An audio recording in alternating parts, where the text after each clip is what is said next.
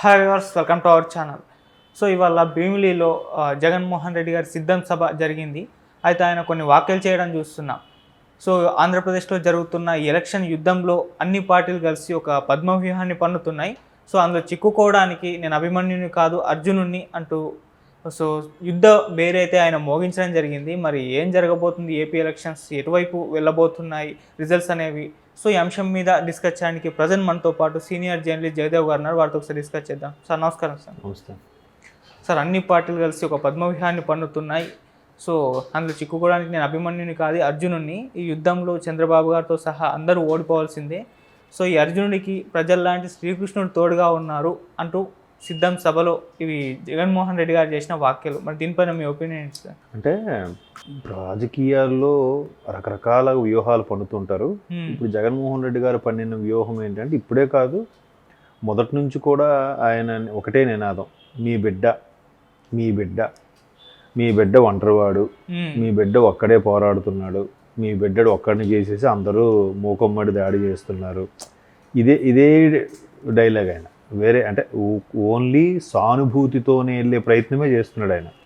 ఎందుకు సానుభూతితో వెళ్ళే ప్రయత్నం చేస్తున్నాడంటే ఎస్పెషల్లీ ఎప్పుడైతే షర్మిలా గారు కాంగ్రెస్లోకి వెళ్ళి పీసీసీ చీఫ్ అయ్యారో ఇంకా ఆ దాడి ఎక్కువ స్టార్ట్ చేశారు ఆయన. ఇప్పుడు ఆవిడ మీద కూడా విమర్శలు గుప్పిస్తున్నారు. ఆవిడ వైఎస్ షర్మిల కాదని, మురుసుపల్లి మురుసుపల్లి షర్మిలా శాస్త్రి అని, అంటే అనిల్ కుమార్ గారు శాస్త్రి కాబట్టి అని. భర్త ఇంటి పేరు ఉంటుంది కానీ చదువుకున్నది సర్టిఫికెట్లు అన్నిటి మీద కూడా వైఎస్ షర్మిలనే ఉంటుంది కదా. రాజశేఖర రెడ్డి గారి బిడ్డ కాకుండా ఎక్కడ పోతుంది? సో ఆవిడ మీద అటాక్ చేస్తున్నారు. ఇప్పుడు అందరూ అనేది ఏంటంటే ఆవిడ అసలు కనీసం అన్నయ్యని పట్టించుకోవట్లేదు, ఆవిడ అలా అవడానికి కూడా కారణం చంద్రబాబు నాయుడు గారు ఇచ్చిన స్క్రిప్టే ఆవిడ వాడుతున్నారు అన్నట్టు కూడా ఆవిడ చెప్తున్నారు. సో ఆయన మరి ఇవన్నిటిని చూసి ఆయన జీర్ణించుకోలేక, డైజెస్ట్ చేసుకోలేక, మరి ఆయనకంటూ ఒక ఎత్తుగడ ఉంటుంది కదా. పైగా వైనాట్ 175 అంటున్నాడు ఆయన.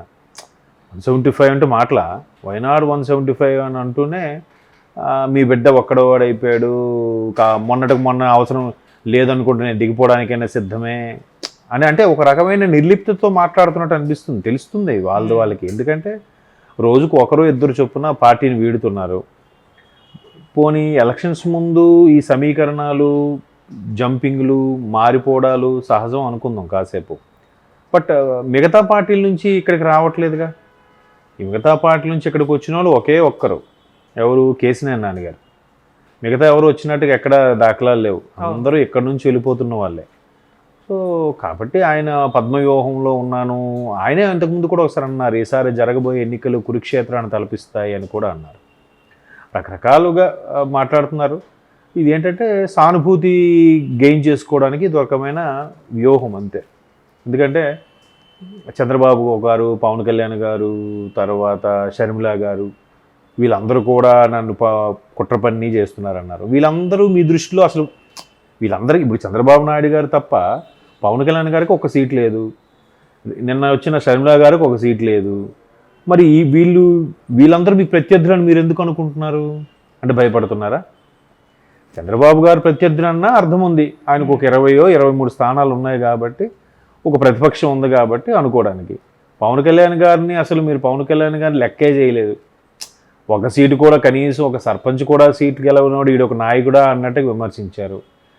ఆయన ఏది ప్రశ్నించినా ఆయన 3 పెళ్ళిళ్ళ గురించి అడిగారు. పోలవరం అయిందా? 3 పెళ్ళిళ్ళు చేసుకున్నాడు.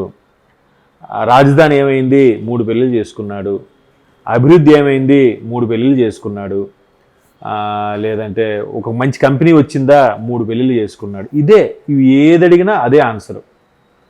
ఆవు చూసారా, ఆవు తెల్లగా ఉంటుంది, ఆవు పాలు తెల్లగా ఉంటాయి, ఆవు గడ్డి మేను.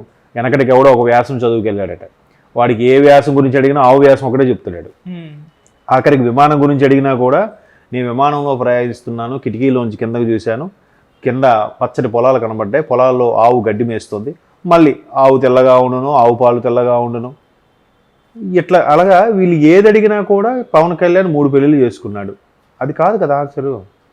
మీరు పోలవరం ఎందుకు చేయలేకపోయారు? స్పెషల్ స్టేటస్ ఎందుకు తేలేకపోయారు? అభివృద్ధి ఎందుకు చేయలేకపోయారు? ఏవైతే ఆ ఉద్యోగాలు అన్నారు, జాబ్ ఎంప్లాయ్మెంట్ ఇయర్లీ వేస్తామన్న జాబులు ఏమయ్యాయి కదా. ఇవన్నీ డెవలప్మెంట్ ఎక్కడ, ఇవన్నీ అడుగుతుంటే మంత్రులతోని ఇది దాడి కదా. మరి అప్పుడు దాడి అంత ధైర్యంగా దాడి చేసినప్పుడు ఇప్పుడు ఎందుకు నేను అభిమన్యుని కాదు అర్జున్ని ఎదుర్కొంటాను, ఈ సానుభూతి డైలాగులు ఎందుకు, అందరూ ఒకటి ఎందుకు అవడం అయ్యారు? ఇప్పుడు కదా షర్మిల గారు వచ్చారు. ముందు నుంచి ఎవరున్నారు?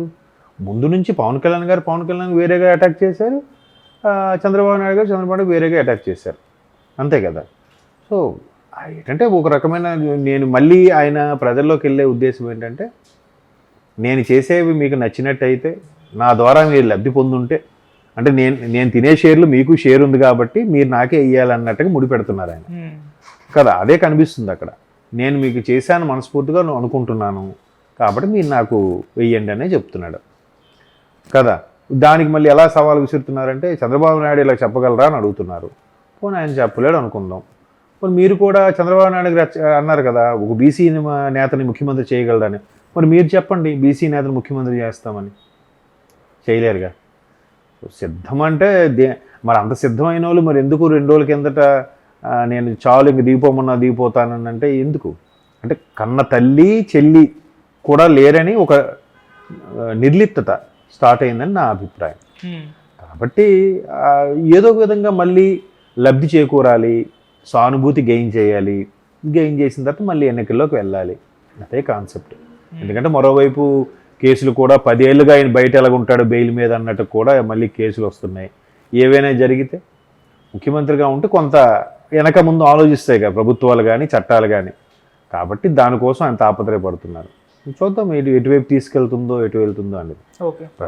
ప్రభుత్వ పొద్దున కూడా ఒక ఫ్రెండ్ వాళ్ళ మదర్తో మాట్లాడితే ఆవిడ హైదరాబాద్ వచ్చి వెళ్ళిపోయారు. ఎందుకు వెళ్ళిపోయారంటే, లేదు మా వాలంటీర్ ఊరిక ఫోన్ చేసి సావగొడుతుంది. ఎందుకంటే మీరు రావాలమ్మా, మీరు వెళ్ళిపోతే ఎలాగా, పెన్షన్లు అన్నీ అందిపోయాయి కదా, ఎందుకు రావాలి అంటే, ఎక్కడ వీరు ఊరు వదిలి వెళ్ళిపోతే ఎక్కడ గ్రిప్ పోతే ఓట్లు పోతాయని భయంకి వాళ్ళ ద్వారా చెప్పించి నొప్పించి అలా ఉంచుతున్నారనమాట. మీరు అలా వెళ్ళకూడదు, మాకు చెప్పకుండా మీరు వేరే ఊరు వెళ్ళిపోతారు, మీకు లోన్లు ఇప్పించాం కదా, మీకు అవి పెన్షన్ ఇప్పిస్తున్నాం కదా, మీరు మాతో ఉండాలి, మాతో రావాలని చెప్తున్నారంట వాలంటీర్లు. మీరు ఎందుకమ్మా అలా పిలుస్తున్నారంటే, మాకు పైనుంచి ప్రెజర్ ఉంది సార్ అంటున్నారు. అంటే ఇలాగ నయానో భయానో ఓటర్లతో చేయించుకునే ప్రయత్నం అయితే చేస్తున్నారు. మరోవైపు టీచర్లకి ఎన్నికల విధుల్లోకి వెళ్లకుండా చేయాలని అనుకున్నారు. మొన్న ఎలక్షన్ కమిషన్ కూడా గ్రీన్ సిగ్నల్ ఇచ్చేసింది, టీచర్లే చేయగలరు, వాలంటీర్లు ప్రభుత్వ ఉద్యోగుల కిందకి రారు అన్నట్టుగా. మరి ఇంకేం కావాలి మీకు చెప్పండి. అంటే ఎటు చూసినా కూడా మైనస్లు అయిపోతున్నాయి కొద్దీ అది వారం లేక అట్లా చెప్తున్నారు. ఆఖరికి షర్మిల గారు కూడా చంద్రబాబు రోజులను బాణం అంటున్నారు. కొంతమంది విశ్లేషకులు ఏమంటున్నారంటే, ఎన్ననుకున్నా వాళ్ళు ఒకే రక్తం, జగన్ గారు ఎక్కుపెట్టిన బాణమే షర్మిల గారు అని అంటున్నారు. ఏది వాస్తవం? ఎవరి వెర్షన్ అది కరెక్ట్ కదా. షర్మిల గారిని చంద్రబాబు ఎందుకు పెడతారు? షర్మిల గారైనా తెలంగాణ చంద్రబాబు గారు వెళ్ళిపోమని చెప్పారా షర్మిలని? తల్లిని కూడా అమ్మ నువ్వు రాజీనామా చేసి అని చెప్పారా విజయమ్మ గారిని?